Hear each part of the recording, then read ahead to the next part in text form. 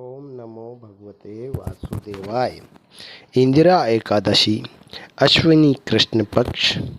युधिष्ठिर ने बड़ी विनय के साथ भगवान वासुदेव से निवेदन किया, मधुसूदन, अब आप कृपा करके यह बताकर मुझे कृतार्थ कीजिए कि अश्विन मास के कृष्ण पक्ष की एकादशी को किस नाम से पुकारते हैं। भगवान श्री कृष्ण ने स्नेहपूर्वक कहा, कौन्तेय, अश्विन मास के कृष्ण पक्ष में पड़ने वाली एकादशी को इंदिरा एकादशी कहते हैं। इसके व्रत के प्रभाव से बड़े बड़े पाप नष्ट हो जाते हैं। जो इसका व्रत करता है उसके पितरों की भी सद्गति हो जाती है। इस संबंध में एक कथा मैं आपको सुना रहा हूँ, ध्यानपूर्वक सुनो। सतयुग की बात है। एक राजकुमार था। वह महिष्मतिपुरी का राजा था। नाम था इंद्रसेन। इंद्रसेन धर्मपूर्वक अपनी प्रजा का पालन करता था। चारों ओर उसका यश फैला हुआ था। वह विष्णु भगवान की भक्ति में लीन रहता हुआ उनके मोक्षदायक नामों का जप करते हुए ही समय बिताता था और प्रभु चिंतन में ही लगा रहता था। एक बार इंद्रसेन सुखपूर्वक अपनी राजसभा में बैठा हुआ था। तभी आकाश मार्ग से उतरते हुए देवर्षि नारद वहां आ पहुँचे। उन्हें आया देखा तो राजा हाथ जोड़कर खड़ा हो गया।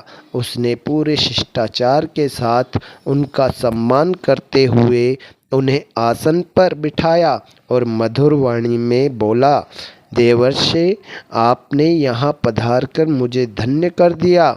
अब कृपा करके यह बताइए कि आपका शुभागमन मेरे लिए क्या आदेश देने के लिए हुआ है।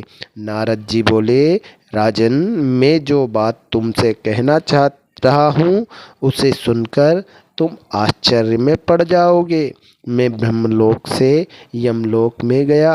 वहाँ एक श्रेष्ठ और सुंदर आसन पर बिठाकर यमराज ने भक्तिपूर्वक मेरी पूजा की। यमराज की सभा में मैंने तुम्हारे पिताजी को बैठा हुआ देखा था।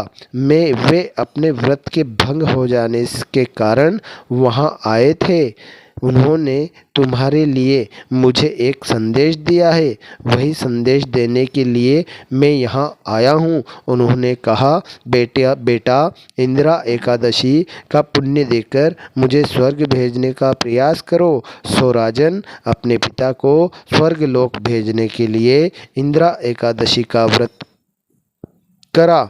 नारद जी की बात सुनकर राजा ने उनसे निवेदन किया, भगवान, कृपा करके यह और बता दीजिए कि इंदिरा एकादशी का व्रत कब और कैसे किया जाता है।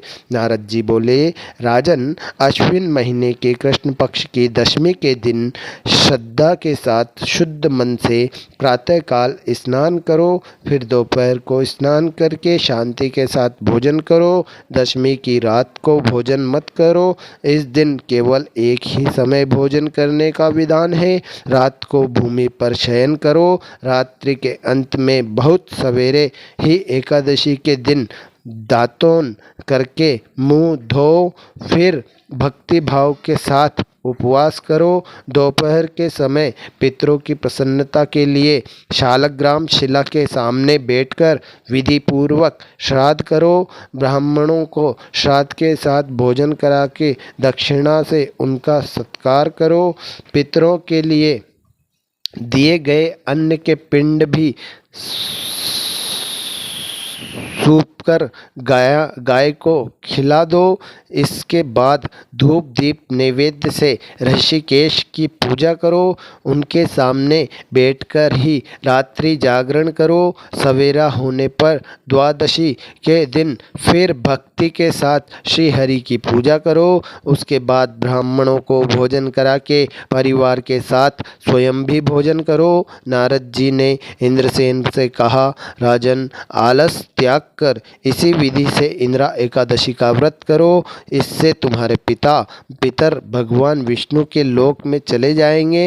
इंद्रसेन से यह कहकर नारद जी अंतर्धान हो गए। राजा ने उनकी बताई हुई विधि से रनिवास की रानियों, पुत्रों और सेवकों सहित इस उत्तम व्रत को किया। व्रत पूरा हो जाने पर आकाश से पुष्पों की वर्षा होने लगी। राजा इंद्रसेन के पिता गरुड़ पर बैठकर विष्णुलोक को चले गए।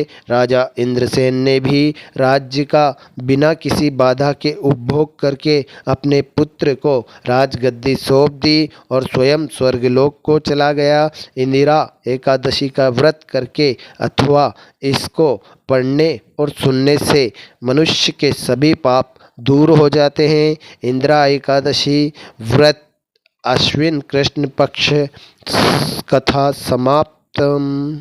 इंदिरा एकादशी के व्रत में दशमी के दिन से ही व्रत किया जाता है। केवल एक समय भोजन करते हैं।